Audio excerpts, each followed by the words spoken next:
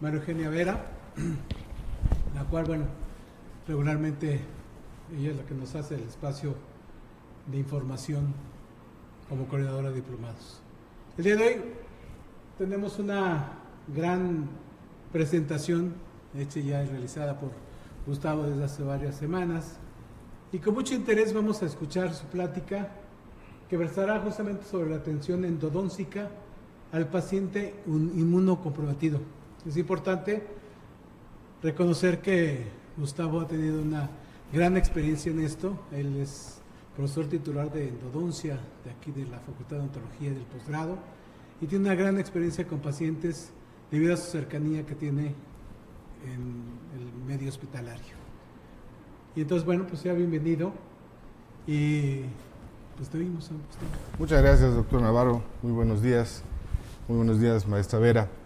Y como bien dice el maestro Navarro Bori, el hecho de poder interactuar a nivel hospitalario, en un hospital con nuestra práctica odontológica y específico nuestra práctica en endodoncia, me ha llevado a pues, tratar de conocer un poquito más, sustentado en la ignorancia del tema, cuando arranqué con esto a nivel hospitalario hace más o menos unos 12 años, el conocer un poquito sobre los pacientes que cursan por inmunosupresión.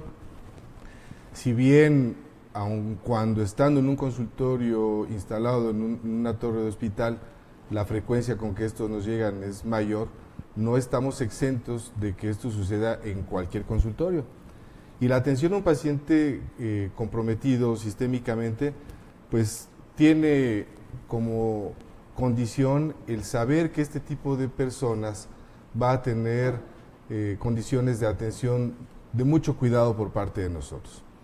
La inmunosupresión como tal puede estar dada en el caso de pacientes que necesitan recibir un trasplante, que necesitan recibir un tratamiento de quimioterapia o radioterapia, o que cursan por una enfermedad tal como el síndrome de inmunodeficiencia humana, en el cual el sistema inmunitario de un paciente, de un enfermo, se ve inactivado de manera voluntaria con base a medicamentos, con inmunosupresores, o cuando hay una reacción adversa de tipo orgánico en la cual su sistema de defensa se ve minimizado, se ve abatido. En el caso de los pacientes que cursan por alguna condición en la que van a recibir un órgano o que van a recibir un tratamiento, como decía, sustentado en quimioterapéuticos o radioterapéuticos, específicamente pacientes con cáncer, se tiene que inmunosuprimir al individuo para que la condición de aceptación de un órgano, en el caso de ser un trasplante, no tenga adversidades que inviten al rechazo del órgano.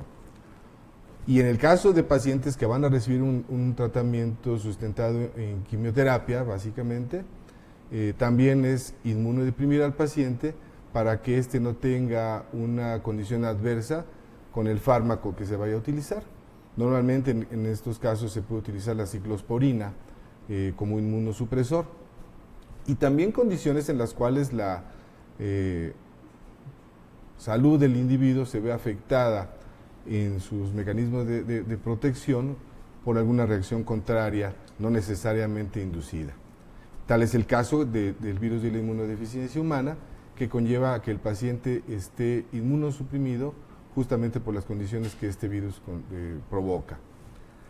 De lo que debemos de cuidarnos, o de que debemos de tener en alta condición de cuidado para con nuestros pacientes, es el saber que si es un paciente que va a recibir un órgano, puede estar en una lista de espera por mucho tiempo.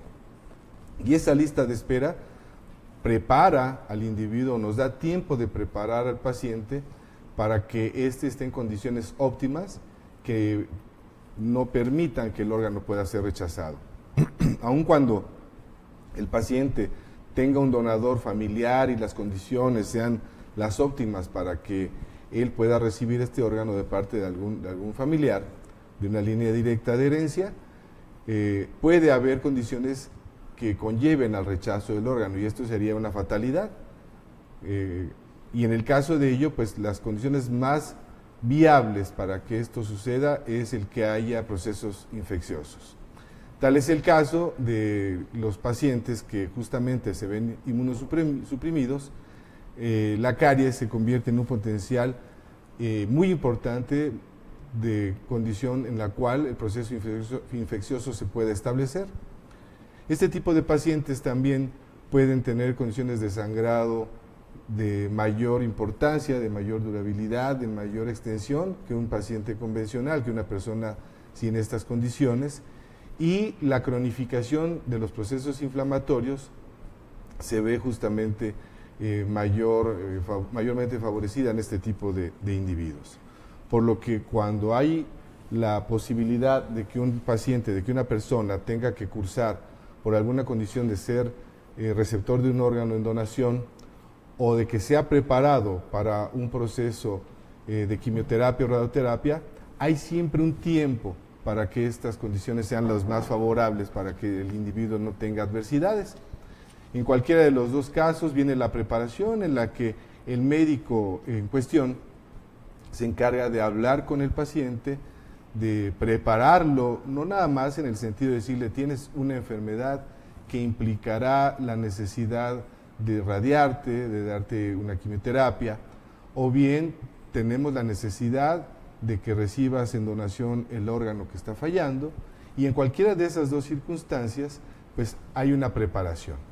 Los pacientes que cursan, por ejemplo, por VIH, también tienen una preparación, y no necesariamente está la condición de que hoy necesito un hígado, mañana ya lo tienes. Habrá que esperar, habrá que tener una lista de espera, y este tiempo nos permite a cada una de las áreas médicas, no olvidemos que nosotros somos médicos también, pertenecemos al área médica, de preparar al individuo para que sus condiciones sean lo más favorables. Es muy importante que conozcamos cuál es la toxicidad que orgánicamente puede tener un individuo, esa toxicidad a nivel de órganos, a nivel celular, provocada por los inmunosupresores.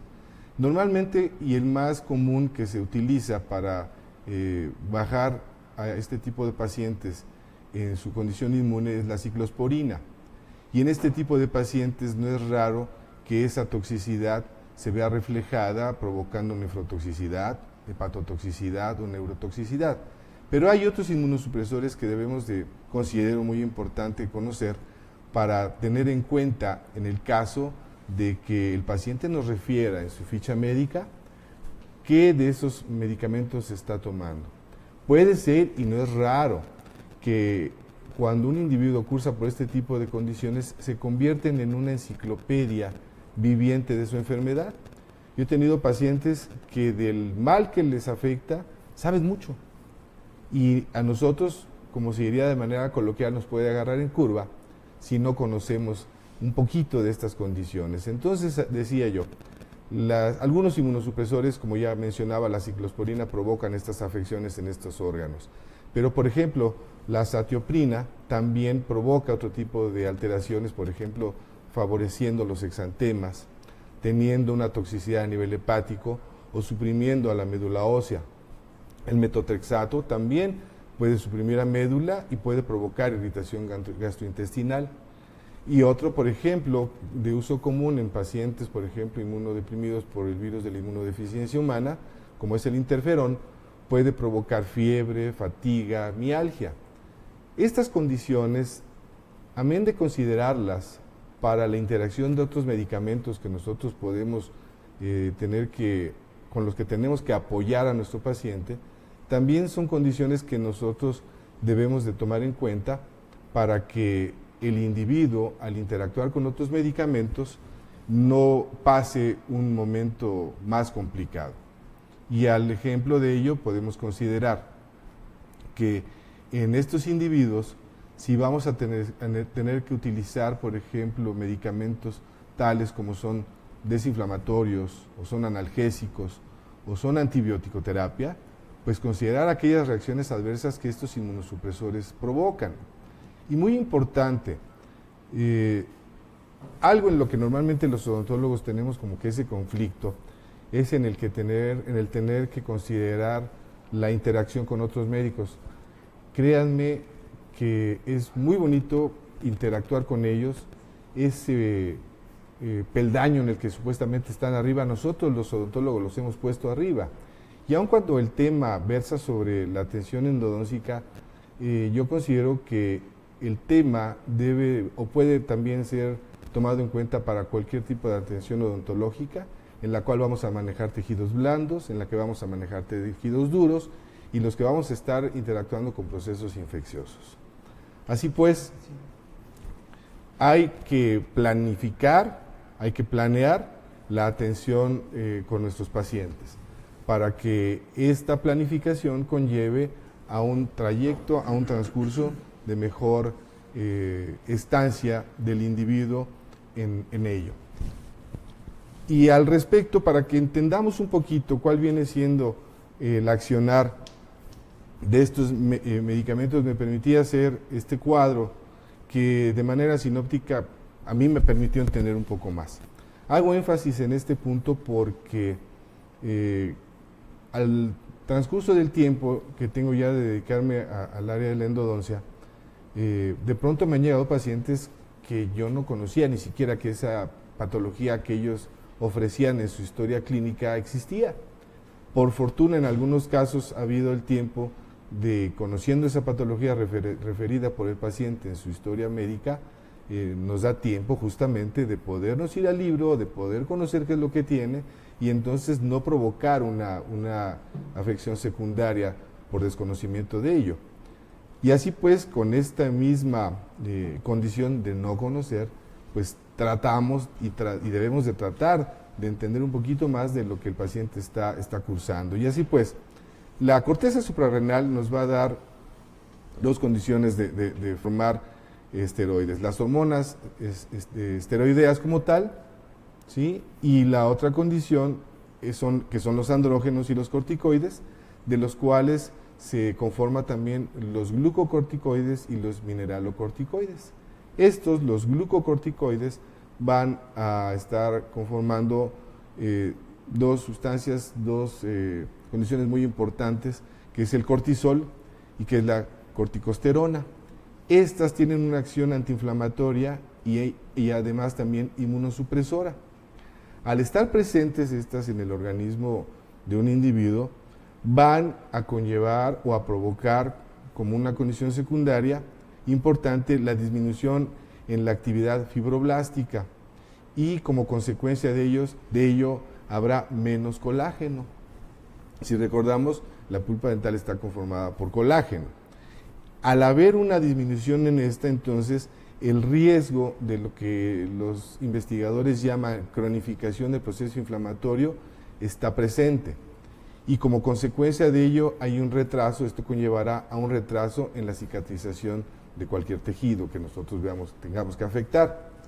Esta es una razón por la cual también debemos de guardar un cuidado específico en aquellas lesiones que estén provocándose por algún procedimiento o alguna patología, en este caso pulpar o periapical, periodontal, quirúrgica también. ¿Por qué? Porque nuestro paciente en estas condiciones va a tener un retraso en su proceso cicatrizal y la condición de proceso inflamatorio va a tardar más. Ejemplo, se me viene al caso ahorita de una periodontitis apical aguda, en la cual nosotros interactuamos, ya sea condicionada por un traumatismo, ya sea provocada por un manejo en tejidos profundos o fuera en la zona periapical, fuera de conducto, quiero decir, dada por instrumentación o por irrigantes, el paciente, o por trauma, el paciente va a tener un retraso en el proceso inflamatorio, va a estar establecido mayormente, a lo cual nosotros tendremos que interactuar muy seguramente con un agente antiinflamatorio, para lo cual cualquier medicación que nosotros alternamente tengamos que utilizar, no dudemos en levantar el teléfono y hablar con el médico. Y en verdad esta interacción a los médicos les gusta, les agrada.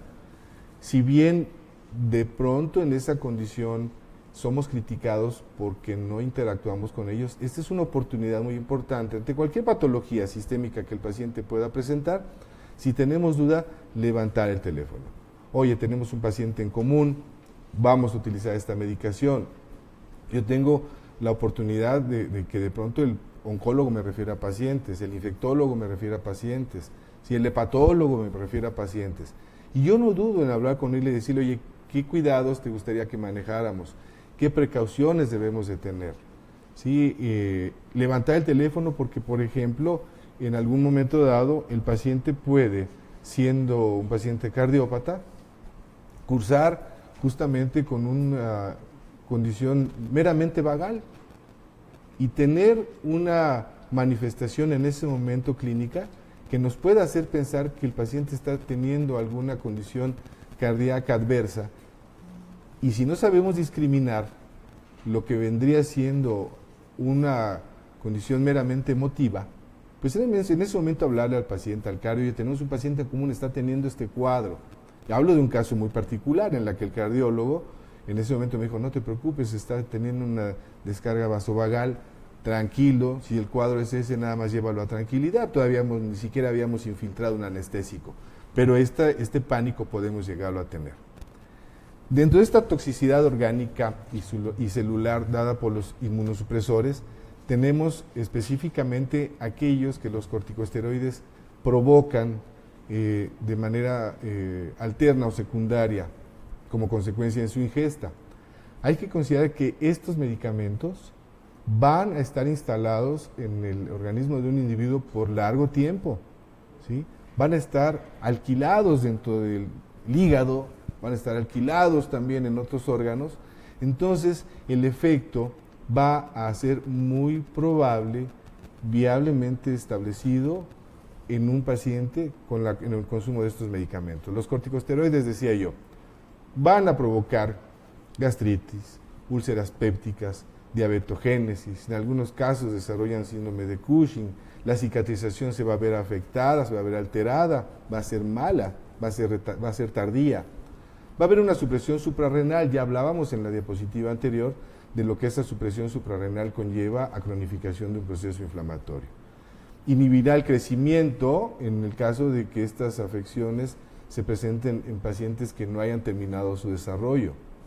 Va a haber un desequilibrio electrolítico, ¿sí? Puede el paciente inclusive entrar en psicosis y este manejo es muy importante de considerarlo. Insisto, no es que nos convirtamos en urgenciólogos, pero sí la estadía de nuestro paciente en el consultorio tendrá que ser de atenciones rápidas, muy concretas, procurar que estos pacientes sean vistos, si es posible, en las primeras horas de la mañana o la primera consulta vespertina, si fuese el caso, para que el paciente no nos llegue alterado por la distancia que haya tenido que recorrer del trayecto de su casa al consultorio.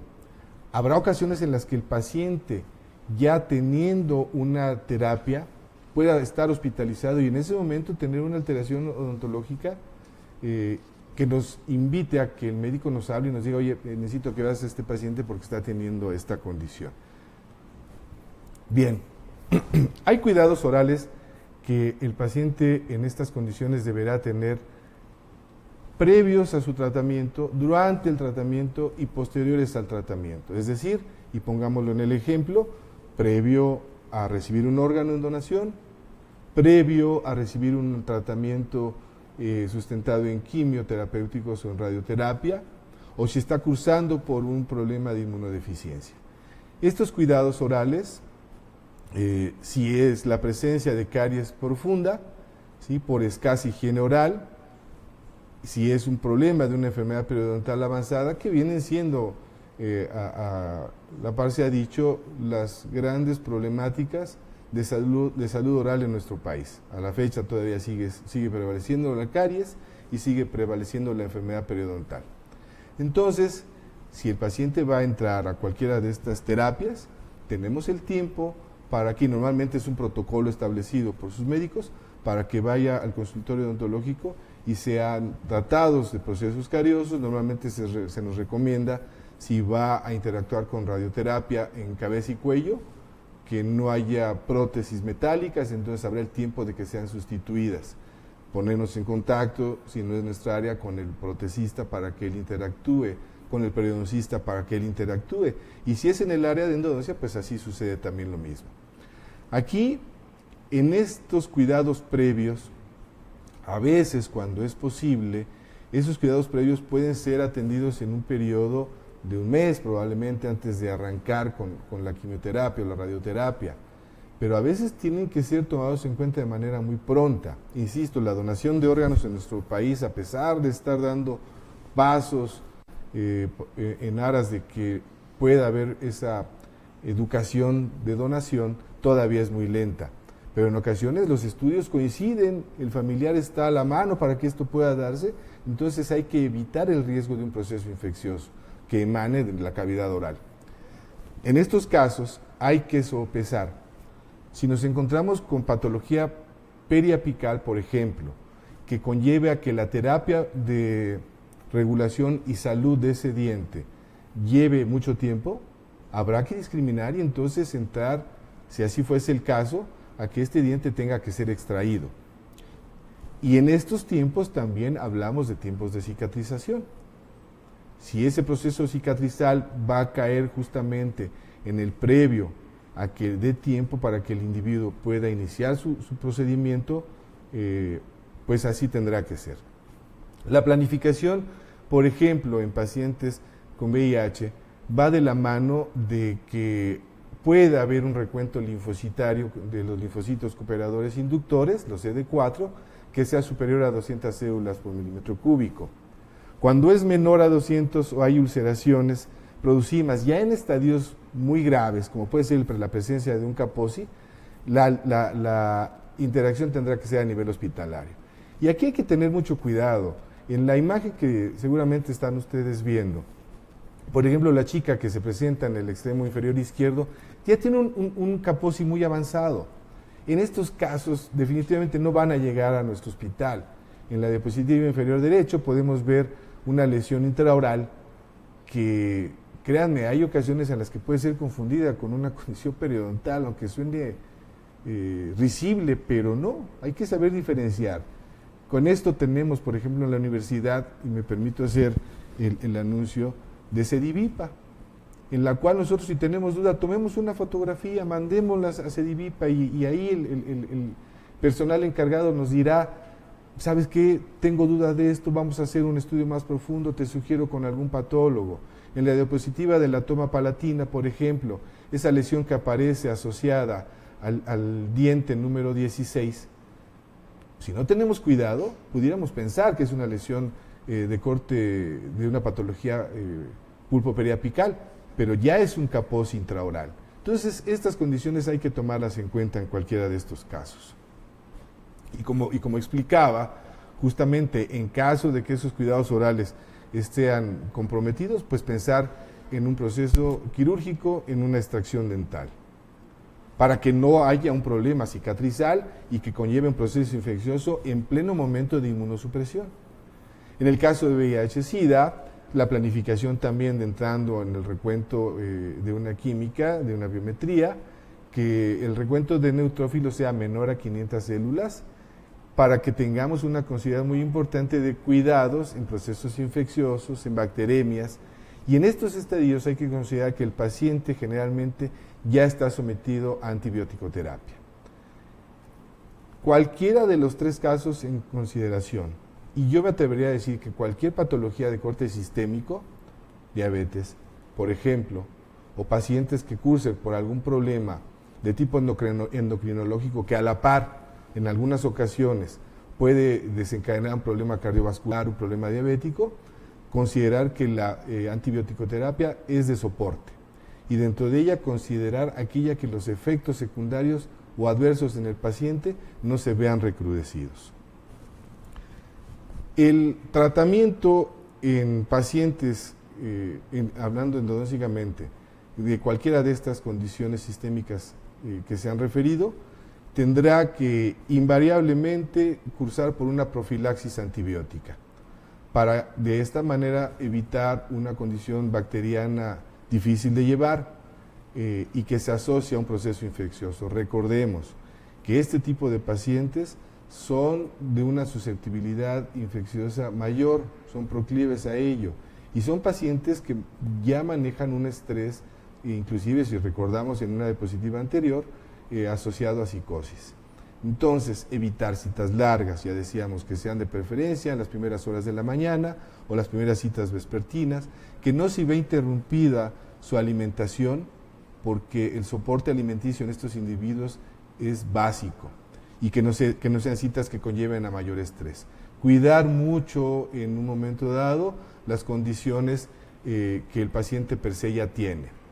En pacientes que están radiados, por ejemplo, que están sometidos a quimioterapia, debemos de evitar evidentemente también infecciones orales. Recordemos que si son pacientes de esas características, con una condición de radioterapia en cabeza y cuello, invariablemente van a desarrollar mucositis. Las deficiencias de humectación en boca son presentes, están ahí. Son pacientes que tal vez tienen una exageración, pero enjuagarse la boca les duele. Desarrollan trismus, su apertura bucal es muy limitada. Es complicado trabajar un paciente endodóncicamente considerando que tenemos que colocar un aislamiento absoluto, nunca relativo. Pero tendremos que hacer avances muy importantes en ese tiempo que tengamos al paciente en nuestra consulta. Vemos en las imágenes que ustedes están observando los trastornos en mucosa que se presentan en este tipo de pacientes. Vemos, por ejemplo, en las imágenes radiográficas, la famosa caries por radiación, en la que esa caries que nosotros observamos en cuello, por ejemplo, también radiográficamente se ve presente. Perdón. Y si vemos estas alteraciones cariosas, la infección, el proceso infeccioso, la instalación de bacterias en conductos y su llegada a periápice no es de esperarse, no es de dudarse, perdón. El manejo de longitudes. Vemos una radiografía que ustedes observan ahí dentoalveolar, en la que está obturada con puntas de plata, y vemos que está no pasado 1 milímetro, muchos milímetros, ¿sí? Y esta siempre la dejo, inclusive la tomo de una de las pláticas que doy en mis clases a mis estudiantes, porque ¿qué tanto es tantito? Pues sí, aquí sí afecta mucho.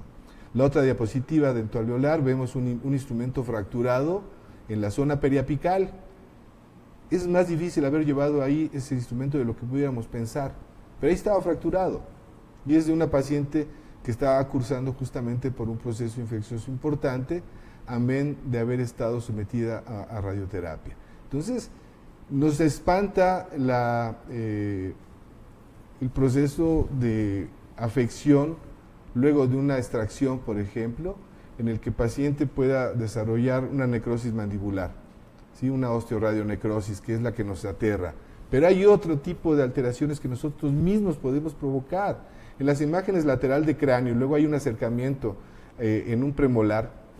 No traigo el caso clínico porque es meramente una referencia de imagen que quiero hacer para cuidar esas longitudes radiculares. Al paciente literalmente le habían atornillado una limagestron, llegó a la consulta, hicimos esas tomas y se la habían vendido como un implante. Siempre me refiero a ellos como unas bestias peludas, ¿no? Cualquiera estamos con la posibilidad de tener algún hierro en nuestra práctica privada, aún siendo endodoncistas, cirujanos, periodoncistas, protecistas, cualquier área tiene sus propios riesgos, pues hay que minimizarlos. Y en las imágenes del centro sí vemos una osteoradionecrosis en la zona mandibular, y los dos pacientes que tuvieron hemimaxilectomía post-radiación desarrollaron esa radiodermitis. Estas imágenes fueron otorgadas por el Hospital General en una ocasión en la cual tuve la oportunidad de estar por allá. No son casos propios, pero me las obsequiaron para poder ejemplificar los cuidados que debemos de tener en estos pacientes. Se les llevó a cabo una maxilectomía, hemimaxilectomía, y desarrollaron radiodermitis. O sea, encima del problema que ya tenían, se les provocó otro tipo de problemática. Afortunadamente, pues también en UNAM tenemos nosotros prótesis maxilofacial, y los milagros que hacen en esa área son muy importantes. Pero ¿qué necesidad hay de llegar a estas alteraciones cuando podemos ser preventivos? La mejor medicina es la que previene, y el mejor tratamiento es el que no se tiene que llevar a cabo. Así pues ya hemos llegado al término de la plática. Espero que haya tenido una buena condición, sobre todo en el hecho en el que la protección y el cuidado hacia nuestros pacientes es muy importante. Insisto, cada una de nuestras áreas tiene sus condiciones viables de hierro, pero que no se convierte en una iatrogenia. Muchas gracias. Muchas gracias, mi querido Gustavo. La verdad es que muy interesante plática, porque pues nos habla justamente de un manejo que mucha gente desconoce, desafortunadamente, y que no lo se toma en cuenta. Estas últimas días, el jueves y viernes de la semana pasada, tuvimos un evento muy importante de salud pública, y se trataron aspectos justamente de prevención y hablaron mucho de enfermedades. Y hablaron sobre la hepatitis, sobre el SIDA, sobre todo mucho de las enfermedades que tú tratas aquí. Y evidentemente, pues en términos de salud pública hay un gran interés porque la gente quiere conocer. De hecho, pues déjame decirte que tuvimos una gran cantidad de personas que pudieron asistir a nuestro evento. La primera vez que llenamos el auditorio Raúl Fournier con más de 900 personas. Y creo que pues el interés de todas de esta gente, de todos nuestros colegas que nos están escuchando, pues es obviamente ampliar sobre el tema, así que te felicito. Tenemos muchas intervenciones en nuestro canal, sí, y hay una pregunta que, si me permites, antes de que podamos a los otros, que aquí hay una pregunta que surgió, Beth Soriano, dice, la falta de manejo del biofilm en la unidad dental dentro de las mangueras ¿pone en riesgo la salud de los pacientes inmunosuprimidos a pesar de las precauciones médicas? Sí, definitivamente. Y sí, es una excelente pregunta. Es algo muy curioso, la generación del doctor Navarro y de su servidor, nosotros empezamos a estudiar odontología sin las barreras que se tienen. A mano limpia. A mano limpia, y nos sentíamos héroes, nos sentíamos cirujanos de corazón abierto cuando nos llenábamos las manos de sangre en una extracción. Y cuidamos justamente esas protecciones que colocamos en nuestras unidades, que por cierto yo recomiendo, si me permiten, que estas sean cambiadas en presencia del paciente. Las que colocamos en los manerales, la que colocamos en el cabezal, la que colocamos en mangueras, en la parte externa. Pero y en la parte interna, hay unos aditamentos que una casa comercial que está dentro de UNAM, que está dentro de Fundación UNAM, vende, que van dentro del flush, para que haya un saneamiento de esas mangueras que en el interior están contaminadas. La presencia de biofilm es muy importante para la condición en la cual no nada más el paciente es sistémicamente comprometido.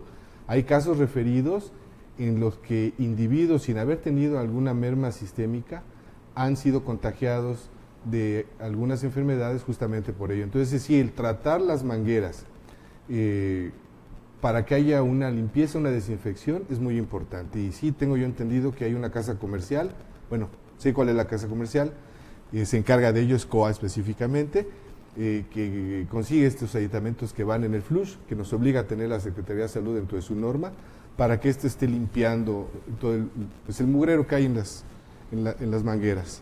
Así es. Es muy interesante las preguntas que nos están haciendo. Más adelante vamos a tratar de responderles ya cuando pasemos al espacio de diálogo que tenemos en un ratito más con el doctor Gustavo Argüello. Y vamos a pasar al espacio que nosotros le llamamos un espacio informativo de lo que es EDUCON, lo que es educación continua en la Facultad de Odontología. Para tal efecto le pido a la doctora Maru que nos haga favor de decirnos qué es lo que tenemos ahora, qué es lo que nos espera para los próximos semanas y meses que tenemos ya a la vuelta de la esquina. Gracias, doctor. Gracias, Gustavo, que estás aquí con Muchas nosotros. Gracias. Un gusto a todos los que nos escuchan. Y bueno, en este espacio siempre iniciamos con lo que vienen siendo los diplomados, que es una de las áreas más importantes que tenemos en el área de educación continua, finalmente por la cantidad de horas crédito que llevan a cabo para estarse actualizando en cuanto a educación continua se refiere. Y recordarles que la próxima semana, el lunes 6 de marzo, a las 14 horas, vamos a tener la entrevista para nuestro diplomado de actualización profesional en manejo de tejidos periimplantarios en cirugía bucal y periodontal. Importante recordarles que este diplomado entra dentro de la categoría de multidisciplinaria, en el nuevo formato que tenemos con nuestros nuevos diplomados, en el cual trabajar diferentes áreas. Como ustedes saben, aquí trabajamos el área de periodoncia y el área de lo que viene siendo cirugía bucal para manejar todo el tejido previo a la colocación de implantes. Ahora bien, recordarles que tenemos en puerta lo que viene siendo el diplomado de odontología clínica interdisciplinaria, igual con el mismo formato, nada más aquí incluyendo 3 áreas odontológicas, que viene siendo lo que es el área restauradora, endodoncia y periodoncia. Recordarles que nosotros para este diplomado tenemos abierta todas las inscripciones, estamos esperando su documentación para que la hagan llegar a la brevedad posible. Y nuestros diplomados, en cuanto a los alumnos de la facultad se refiere, saben que son opciones a titulación. Entonces, con que tengan el 100% de créditos y ustedes quieran titularse por medio de un diplomado en el cual van a tener mayor práctica en este tipo de áreas que van a escoger ustedes, lo pueden hacer.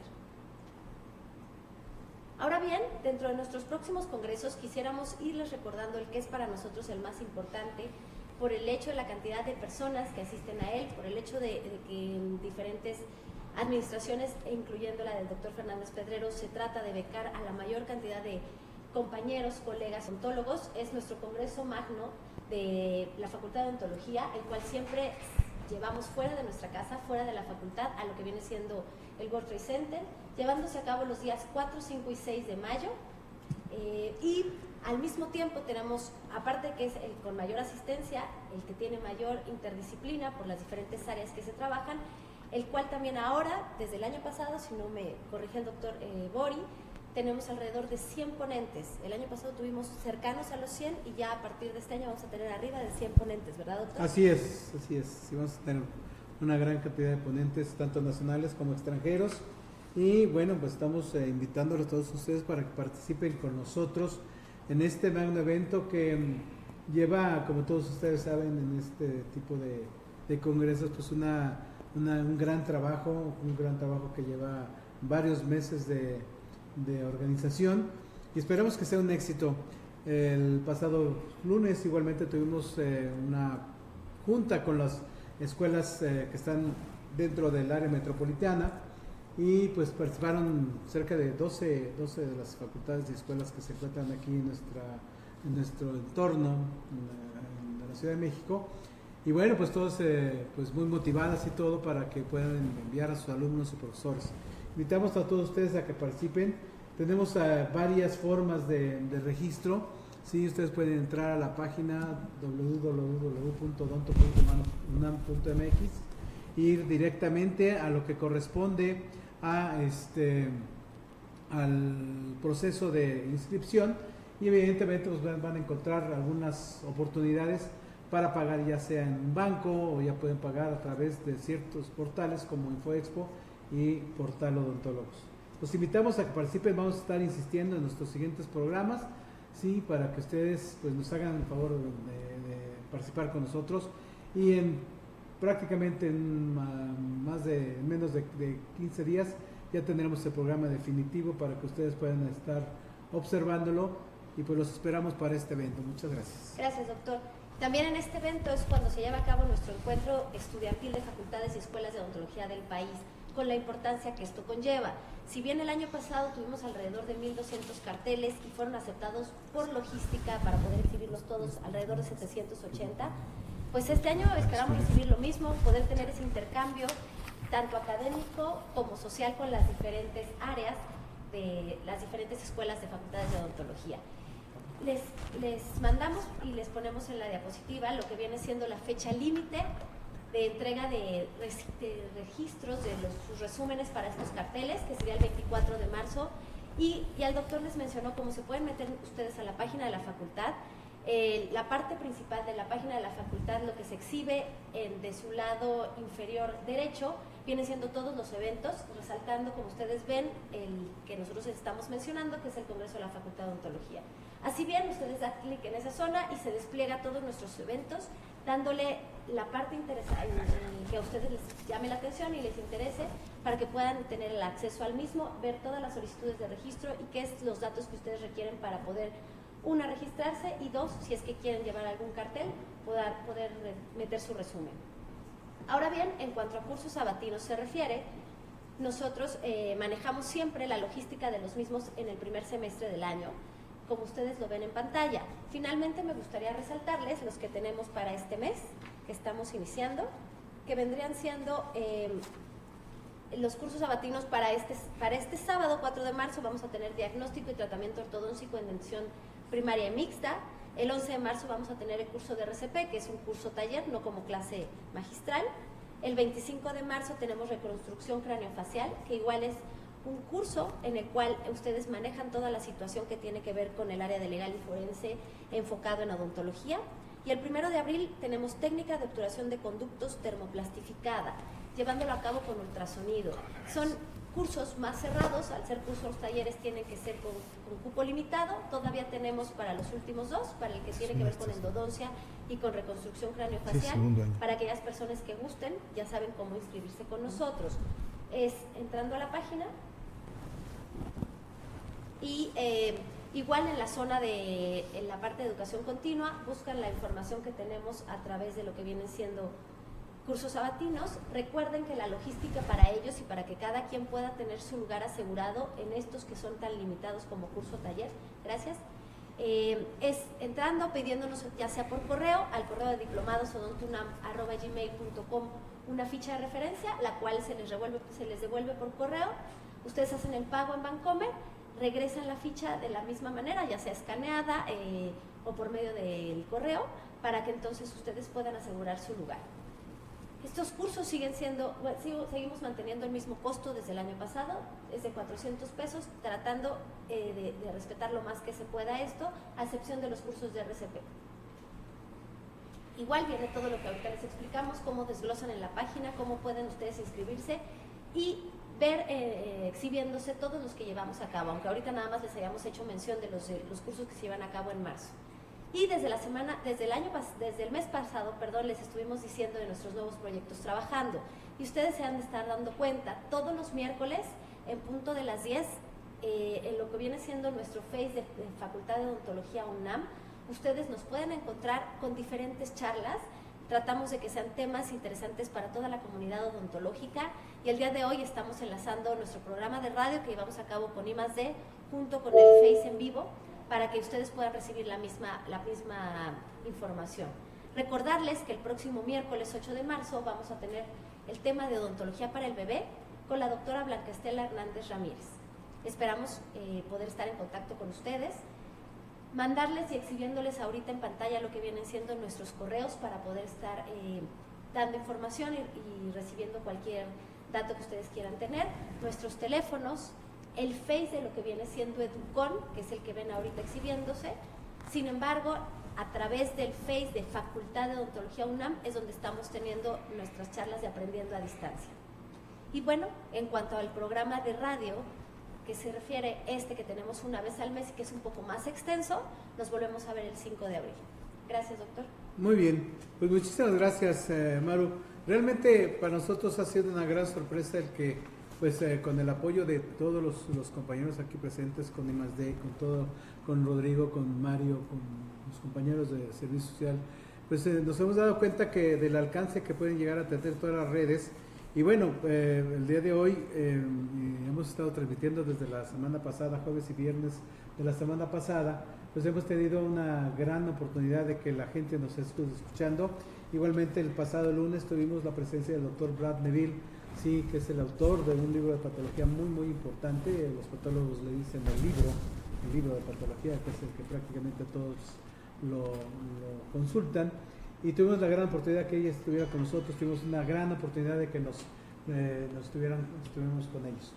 Y bueno, tenemos asimismo muchas preguntas, y una de las preguntas va dirigida justamente a la cuestión de los diplomados, que justamente a ver de cómo se puede inscribir. Sin embargo, ya lo dijiste, lo hicieron la pregunta anteriormente, pero para cualquier información en la forma del proceso de inscripción para cualquiera de nuestros diferentes actos académicos que Educación Continua tiene, está perfectamente bien establecido en la página para diplomados, para congresos, para cursos. Muchos de las pláticas y cursos son de forma gratuita, entonces estén presentes con nosotros, estén muy en contacto con nosotros. Asimismo, tenemos, creo Gustavo, tienes mucha gente que está conectándose desde Querétaro, Oaxaca, Tlaxcala, Argentina, del Ecuador, sí, en Coahuila, Mexicali, en Chiapas, en Cuernavaca, Morelos, en Colombia, en Culiacán, Sinaloa, Guerrero, Guanajuato, Puebla, la Ciudad de México. Bueno, tenemos una gran oportunidad de que todas estas personas estén apoyándonos y esperamos que nos hagan más preguntas, porque pasamos en este momento justamente a otra parte de nuestro programa, que es el espacio de diálogo. Y en el espacio de diálogo quiero decirles que entre de las múltiples actividades que el doctor Gustavo Argüello realiza, es precisamente el que es el secretario de Planeación de la Facultad de Odontología, ¿sí? Estamos muy cerquita sí, físicamente. Físicamente estamos muy cerquita, prácticamente a 2 puertas nada más en la dirección. Y esto, bueno, él tiene a su cargo justamente la implementación de lo que corresponde, ¿sí?, a lo que es el programa basado en competencias que fue aprobado hace prácticamente hace 3 años. Así es. Sí, que se ha implementado y que ahorita prácticamente estamos en la segunda generación. Es correcto, sí. Ya el doctor Gustavo Argüello ya tuvo oportunidad en su momento de platicarnos cuáles son los alcances y qué es lo que se pretendía con este programa. Sin embargo, y al tiempo, ¿cómo estamos viendo este programa? ¿Cómo se está implementando este programa? De manera que tú le menciones a todos los radioescuchas, ¿sí?, a todos los odontonautas, a todas las personas que nos están escuchando precisamente, ¿cómo es que se está implementando? ¿Sí? ¿Cómo va el proceso de implementación en este ya segundo año, que bueno, vamos ya prácticamente más de la mitad? ¿Y cómo se está implementando el próximo año, que sería el tercer año del programa del nuevo plan de estudios basado en competencias? Sí. Gracias, doctor.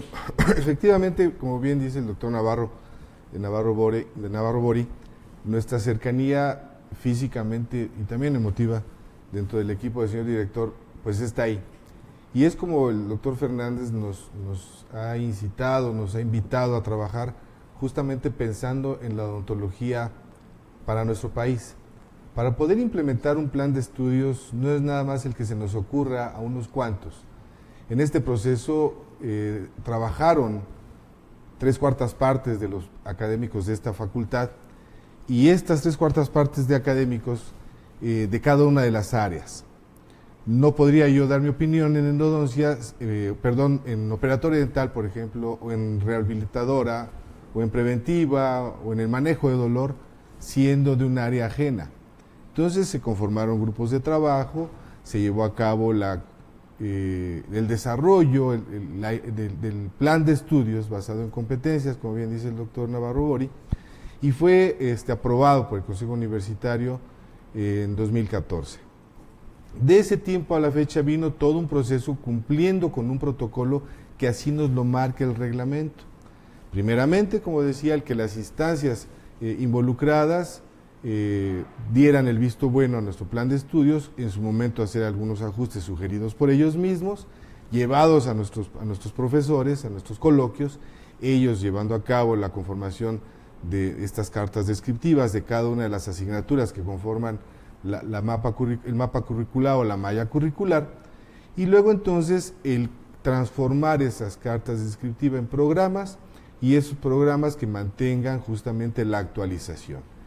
Lo novedoso de nuestro plan de estudios, ya lo platicamos en la otra ocasión que tuve el gusto de estar en este espacio, hablando de lo que conforma las modalidades, lo que hace novedoso nuestro plan de estudios, que además es sustentado basado en competencias, para que el estudiante tenga las habilidades al salir de esta máxima casa de estudios de ser competitivo. En el primer año ya está ahorita en activo la segunda generación de este nuevo plan de estudios, y en este segundo año ya estamos trabajando justamente con las asignaturas que conforman el primero y segundo semestre o el año en sí del ciclo escolar, que son el módulo de ecología oral, que es biomateriales dentales, el módulo de introducción al diagnóstico, odontología preventiva, manejo de dolor orofacial, odontología restauradora 1, emergencias médicas odontológicas y oclusión. Esto ha sido muy interesante y ha llevado no nada más a que, por ejemplo, en el módulo de odontología restauradora confluyan profesores del área de operatoria dental y o protecistas también, sino, por ejemplo, en el de emergencias médicas odontológicas, su coloquio de profesores es un grupo de pocos académicos, pero todos ellos entraron a un curso en la Facultad de Medicina para conocer en lo que respecta a emergencias odontológicas, emergencias médicas en el consultorio dental. Estuvieron ahí implementando, tomando esos cursos que son avalados por la Asociación de Cardiología Americana, y entonces así poder participarle a los alumnos de estas necesidades en un consultorio dental. ¿Qué estamos haciendo para que cada año se vaya implementando? En estos momentos, por ejemplo, está reunido el grupo de periodontología 1 en sus trabajos que cada miércoles llevan a cabo de 10 a 12 y luego de 12 a 13 horas, de 12 a 14 horas, perdón, el grupo de endodontología. Y así como ellos, se están reuniendo los grupos de farmacoterapia en odontología, del módulo de patología y medicina oral, de cirugía oral 1, desapareció dentro del mapa curricular la asignatura de exodoncia, porque es un área quirúrgica, pertenece al área quirúrgica, es una actividad quirúrgica, ¿sí? Y entonces se convierte en cirugía oral 1. Ya decía yo, periodontología 1, endodontología 1, odontología restauradora 2, y entra el módulo, la asignatura de rehabilitación oral, en el que confluyen el área de prótesis en toda su extensión y el área de prostodoncia. Los trabajos que se llevan a cabo ahorita y que terminan, y algunos ya terminaron, y que van a terminar en marzo, por ejemplo, son el conformar estas cartas descriptivas en programas, en cada uno de los programas de las asignaturas y módulos antes referidos, para que los estudiantes tengan justamente todas las condiciones y además la infraestructura que nos permite la facultad poder darle acomodo a estas asignaturas. Muy probablemente, si todo marchase bien, por instrucciones del maestro Fernández Pedrero, el director de nuestra facultad, para muy seguramente inicios del siguiente ciclo escolar, estaríamos hablando de agosto, arrancamos ya con la implementación del tercer año, de la generación que entró hace 2 años y que pasa al tercer año, y entonces vendrá la tercera generación del nuevo plan de estudios, ¿sí? Y la generación todavía del plan de estudios anterior, pues estará cursando con nosotros, acompañándonos hasta el año 2020, que se despida la última generación. Ok, aquí hay una situación pues, que mucha gente se pregunta, y obviamente después de tener un programa durante 23 años que pues, fue muy continuo, por así decirlo, con respecto a esta cuestión, ¿cuál ha sido la problemática principal de la aceptación tanto de alumnos como de profesores en la aceptación de este nuevo programa? Es muy buena tu pregunta, doctor. Siempre el enfrentarse a algo nuevo nos lleva a que haya dificultad. Aquí la gran labor que se ha dado es el procurar conjuntar a todos los profesores, pero el romper con paradigmas, el romper con vicios, inclusive con miedos, con temores, ha sido la primer dificultad a enfrentarnos. Uno está inclusive en una condición de atacar o ir en contra de las personas que en un principio, y que inclusive puede haber todavía, reticentes al nuevo plan de estudios. Como decía, el enfrentarse a un cambio no es algo fácil, pero el enfrentarlo es lo más importante. Ha habido estudiantes, ha habido alumnos de prepa que han venido a preguntar antes de hacer su examen para entrar a la universidad, que sí es cierto que este plan de estudios no les va a facilitar terminar. La preocupación que ha habido del doctor Fernández, y que fue uno de los proyectos más importantes para que él llegara a ocupar la dirección de la Facultad de Odontología, justamente fue el pensar en el futuro odontólogo. Que este futuro odontólogo pudiese tener todas las armas competitivas. Y una analogía que hacíamos, veníamos en un bochito con 23 años de antigüedad, al que le habíamos puesto inclusive llantas nuevas, que le habíamos metido un carburador nuevo y probablemente un equipo de sonido padrísimo, pero la armadura de ese plan de estudios no es que fuera necesariamente caduca, cumplió con una muy buena condición, formó muy buenos odontólogos, pero nuestra intención es formar odontólogos competitivos a nivel internacional. Fíjate que con respecto a eso, pues ha habido, en un principio, más que rechazo, yo creo que era una simple desconocimiento de lo que es el programa. Sin embargo, pues a través ya de los meses, del año, de los meses que ya llevamos con pues la gente se va acostumbrando. Uh-huh. El alumno de entrada, pues obviamente el que va en tercero o cuarto, va a terminar con el programa con el que inició, uh-huh. ¿sí? Entonces, por eso decías que hasta el 2020 tenemos que a la última persona que de esta generación tendría que ser. Entonces, bueno, pues esperemos que lo tengamos pues muy motivados, ¿verdad?, para poder seguir. Y esto pues nos da herramientas supuestamente, y les da principalmente a los alumnos herramientas para poder llegar a competir en un lugar que está sumamente competido. Es correcto. Esa es la verdad. Así aunque suena redundante, es sumamente competido el mercado laboral para todos nosotros los dentistas, y afuera necesitamos saber qué es lo que estamos haciendo. Una de las cosas más importantes y que me gustaría que lo escucharan también la gente que está del otro lado, es que justamente el que no saber si termina o no la carrera, teníamos dos salidas, una para higienista y otra para técnico. Pero al final del año lo que regularmente hacían, o sea, se sigue haciendo en el anterior programa, era que el quinto año pues se iban a clínicas periféricas y hacían diferentes, como clínica integral y todo esto, ¿no? Ahora con este cambio de programa, platícame, ¿qué pasa en el quinto año? Es muy interesante y además estamos inquietos. En esa inquietud, como cuando ya tienes tu bicicleta nueva y quieres salir a utilizarla, ¿no? Justamente ayer tuvimos una reunión con el grupo de profesoras que conforman, justamente como bien dice el doctor, la salida lateral, ¿sí?, de higienista oral. Ayer estuvo el grupo de profesoras ya con su programa desarrollado, ya planeando las actividades que van a desarrollarse para quienes tengan a bien pensado salir justamente o optar por una salida lateral para estudiar la carrera técnica de higienista oral. Y 2 semanas antes estuvimos en reunión con los profesores que conforman el grupo de la salida lateral de laboratorista dental. Estas 2 salidas le van a dar al estudiante la posibilidad de tomar una carrera, terminarla, salen con su diploma técnico profesional en cualquiera de esas 2 áreas y empezarán a trabajar.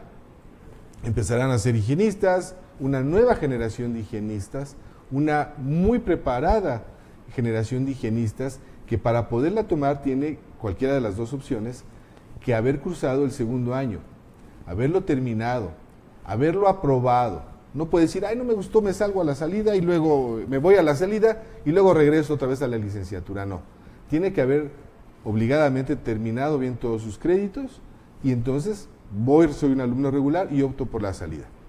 Me titulo, me diplomo, ¿sí?, empiezo a trabajar en esas áreas, obtengo unos pesitos, los guardo, pero quiero regresar. Regreso a la carrera, me incorporo al tercer año con las asignaturas que en consecuencia estén. Pero, y ya bueno, para el alumno regular, o bien que se haya reincorporado, llega al quinto año de la carrera.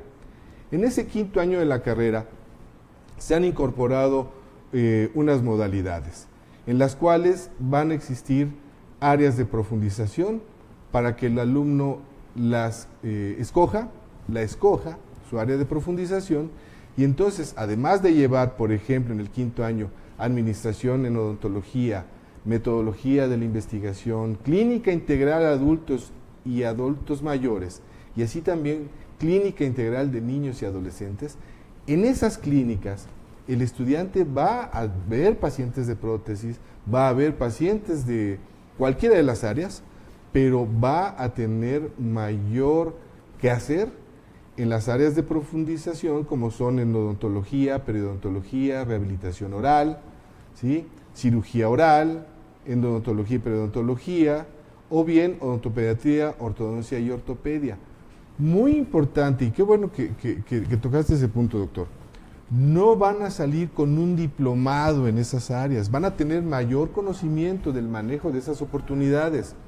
Para aquellos estudiantes que en un momento dado no puedan optar por una especialidad, seguramente van a tener manos para poder hacer una mejor odontopediatría o tener mejor un conocimiento mayor, un conocimiento más profundo en ortopedia, por ejemplo, y tal vez trabajar en lo conducente de una ortodoncia preventiva, una interceptiva tal vez, o saber referir ciertamente al ortodoncista. Y además, ¿por qué no? Si se enamoran de alguna de esas áreas, ¿por qué no pensar en la especialidad? ¿O por qué no pensar en un diplomado de los que se ofrecen aquí en la UNAM a través del área de educación continua? Bien, muchas gracias. Yo creo que esto aclara mucho. También invitamos a todos nuestros escuchas que cualquier duda pues nos las hagan llegar, ¿sí? A la oficina de la Coordinación de Educación Continua, y lo estamos esperando con muchísimo gusto. Y tenemos algunas preguntas, doctor, del público que nos está oyendo, para que nos hagas favor de contestarlas. Gracias. Claro que sí, con mucho gusto. Gracias, Gus. Mira, sobre todo también son muchas felicitaciones Muchas las gracias. que hacen. Yo las reitero también. Desde muchos lugares, como el doctor Bori ya mencionó, también San Cristóbal de las Casas, pero también nos pregunta Eduardo Calderón, que él tiene un paciente con enfermedad mixta del tejido conectivo, que es enfermedad de Raynaud, y que tiene sensibilidad dentaria considerable. ¿Cuál sería el tratamiento a seguir? Bien, aquí, amén de conocer esta patología, para considerar justamente cómo los tejidos conjuntivos, y el diente tiene tejido conjuntivo, pueden interactuar, pero el manejo de geles florados es muy importante. Okay. También Mónica Castro nos pregunta que en pacientes radiados, después de la radiación, ¿qué cuidados dentales específicos se deberían de tener? Bien, después de que el paciente ha sido sometido a radiación, sobre todo en cabeza y cuello, que es en donde vemos los efectos secundarios más drásticos, desgraciadamente, el manejo de saliva artificial. Afortunadamente ya en muchos depósitos de nuestra área venden saliva artificial, pero suele a veces agotarse. Esta se puede preparar, ya en un momento dado, inclusive la doctora Aldape lo enseña, los patólogos lo enseñan, preparándolo con el agua hirviendo, quiero decir, en opal, y el resultado de esta agua, colocarla en aspersores y con esto llevarlo a boca. Geles florados en pacientes radiados es muy importante. Terapia muscular, porque son pacientes que desarrollan invariablemente trismos. Entonces, darles terapia, hay una terapia que le llaman de abatelenguas, que van colocando un abatelenguas, 2 abatelenguas, 3 abatelenguas, y esto va implicando que el paciente vaya abriendo paulatinamente, no hacer ejercicios de apertura drásticos, porque es musculatura que está en contractura, y puede haber desgarramientos y afecciones a nivel de ATM importantes provocados por una mala terapia.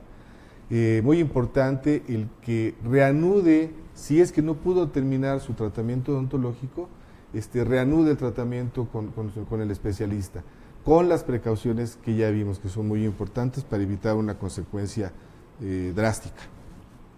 Gracias, Gus. Jonathan Schwartzman, sobre todo, quiere hacer una sugerencia. Él está realizando un trabajo en su tesis, y él comenta que, bueno, es el manejo odontológico de pacientes con VIH, que muchas veces se les olvida volver a preguntar en la historia médica o en la historia odontológica el que cuándo fue la última prueba de VIH que se realiza. Entonces, lo menciona como una sugerencia, que no lo olvidemos todos los que estamos dentro del área odontológica, y le encantaría a él ponerse en contacto contigo, sobre todo por esta investigación que está haciendo. Claro que sí, con mucho No sé si gusto. gustarías darnos tu correo o tu Face para que la gente esté en contacto. Eso es por un lado. Y dos, porque a lo mejor se quedaron muchas preguntas en el tintero y quisiéramos que después las pudieras resolver. Claro que sí, con mucho gusto. El correo electrónico es arguello, es decir, arguello sin diéresis, arguello41, arguello41, @hotmail.com. Y por parte del Face nos están pidiendo de favor que si podemos repetir información. Janet Aguilar quiere inscribirse a la página, y al Congreso, si bien ya resaltó el doctor Navarro Bori que toda la información la tenemos en la página de la facultad, podemos darles 2 teléfonos que son importantes para manejar para nosotros, que es el 5623-2227 o al 5623-2225, en donde pueden recibir la información a lo mejor de una manera más directa o más personalizada en cuanto a información de educación continua se refiere. Gracias, doctor. Muy bien, bueno, pues con esto damos por terminado el día de hoy. Todavía hay algunas preguntas, debido al tiempo pues ya nos está comiendo un poco más. Entonces seguramente va a haber más preguntas, de las cuales te las hacemos llegar. Queremos darle las gracias nuevamente a todo el equipo de I+D, a Diana, sí, al licenciado doctor Flores y a todo el equipo que conforma I+D por esta gran oportunidad de podernos conectar con todos los odontonautas. Igualmente, pues a Mario, a Rodrigo, a Maru, todos los compañeros de educación continua, y personalmente a ti, mi querido Gustavo, por este gran apoyo que nos das en este programa, y pues invitarlos a todos a que nos sigan en nuestras redes sociales, y que pues seguimos adelante todos los miércoles a las 10 de la mañana, y el próximo 5 de abril igualmente en nuestro programa mensual con I+D. Muchísimas gracias a todos, muy agradecido para todos ustedes, y nos vemos la siguiente. Muchas gracias.